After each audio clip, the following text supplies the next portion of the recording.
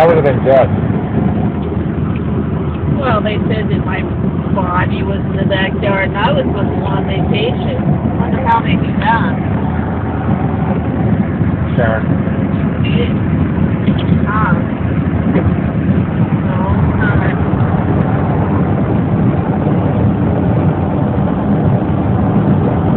Yeah, that's how it works in the underworld. Because I had it on my books. She knew I was going on vacation, so it was like a long. She knew you were going to Puerto Rico, but you said to her friends. Yeah. You're not wrong. Huh? You're not wrong. You said your friends in Broadway gone their whole life, except they didn't see him for a few years, but the whole life, and her friend Sharon was there when Muhammad was there the day before that they brought did the false accusations, and they brought the whole squad of like 5 or 6 police cars, maybe 7, and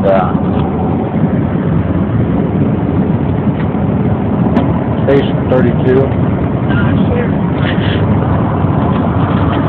Oh, I don't know. I don't know. I know where this is concerned, though. They threatened all kinds of people. They've done all kinds of things. They're going around threat people, pop people up. You can't trust your friends because, maybe they were threatened. You know what I mean? They got She children. works with Pasadena. She's got children. And another friend called me this year.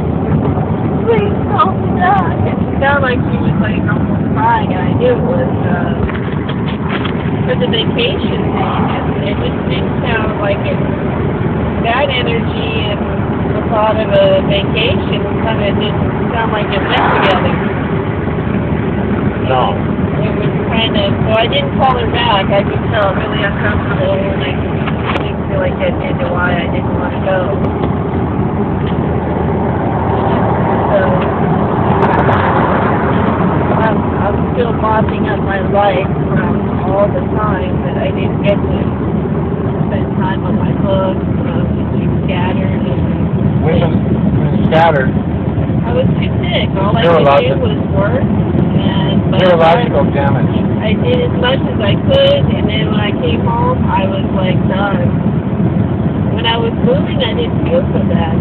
Once I was up and moving, and then I'd go home and I'd do treatment. And, nobody knew, although my back hurt a lot. No, actually, everybody knew. Police actually. Yeah, that's true. Police took the high road. And what she did is she told everybody that she'd come in contact with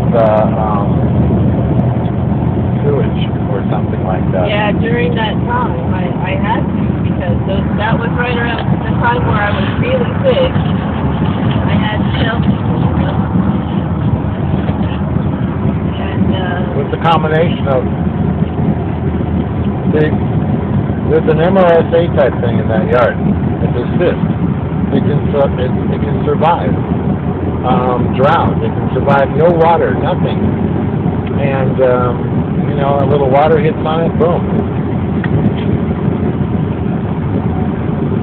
It's a lot. But that's bad enough on its own. That causes it's similar to like spinal meningitis. But this one goes into the brain. It seems to go and get to people's heads. People hold their heads all around there. And acne. No, I did. I can't have sugar of any kind. And that's that. But anyway, especially alcohol. But or even an ice cream. It's just what happens is everything just starts going crazy. It starts growing, takes over. Boom. Then you start off-gassing. But here's the problem is these two things have merged. The species of fungus in there. There's Penicillium aspergillus and some other stuff. But the aspergillus,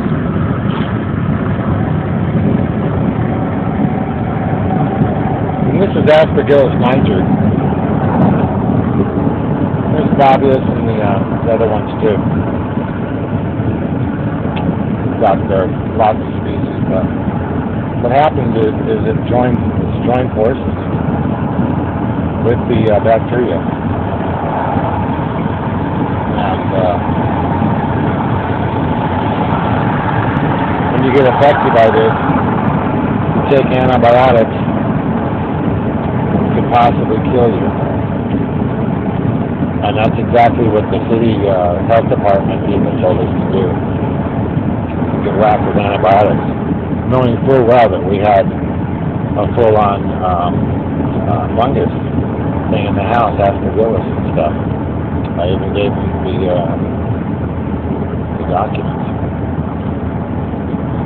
So it's like this. The city let this stuff out.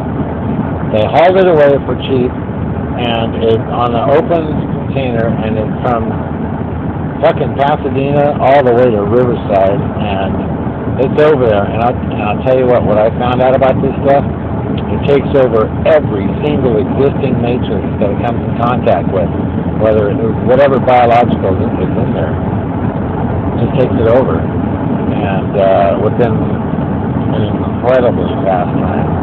I mean, it's not months, weeks, months, years. You know, it's minutes, hours, like that.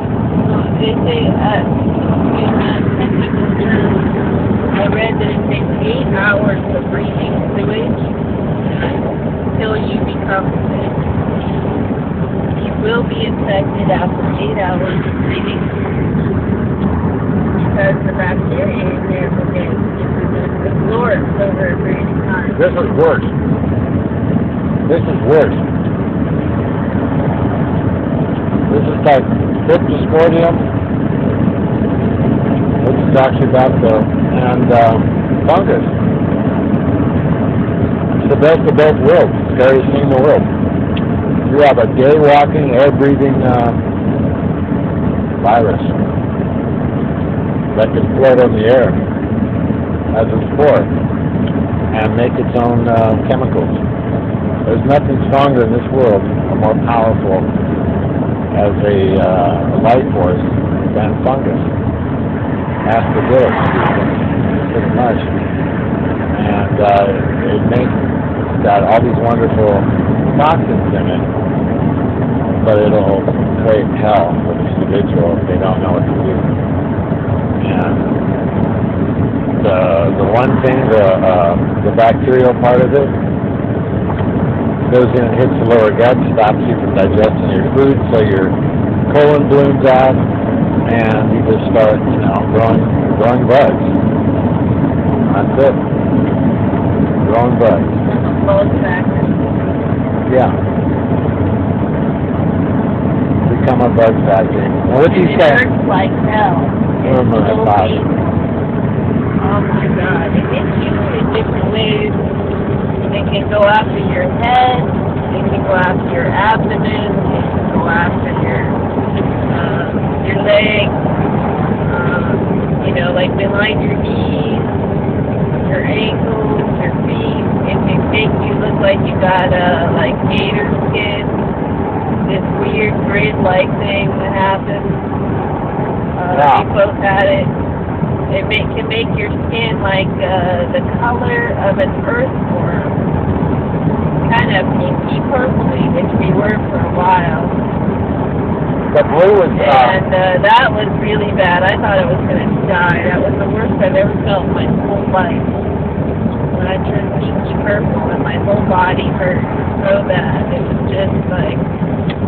a few times I didn't know if I was going to make it or not. I didn't know what to do. It was so painful. And the pain was like, I felt my pain, the worst pain I had was like right in the abdomen. And what happens is that your colon balloons because the bacteria goes to this growth and it blooms. anyway, the growth, and then it makes it expand inside your colon, and it's so incredibly painful. It does it very rapidly, too. I mean, you could just be, like, feeling, kind of okay, a little bit of pain, but all of a sudden it'll go, whoa, and it expands, and you're just, like, almost screaming in pain. It expands as soon as you have sugar. It's so bad, and then it gives you, other problems of that nature, according to swelling and tissues and colon and all that. That whole The head area. platelets. The head platelets change. And then on my head. So much pressure that the platelets start popping out on the top. Yeah, so he had a big old bump on the top of his head. It was kind of like... The wood, man, in the middle of my head. He's got curly hair, so, you don't really see it. But I could feel it. He was like, feel this. It was like... It was raised, definitely. I got a picture of a big old bump that popped out on the front side, and you can see the swelling. It's not your normal. The mohawk. It's the mohawk. It's not your normal bump. Like, you have a strong forehead anyways, but it's like, it's the shape. It's firm, your normal shape, and then I got lots of pictures of your head from doing your hair, and these bumps come out. we got a picture of this one with this big old bump on his head. You can see it. I took a picture of it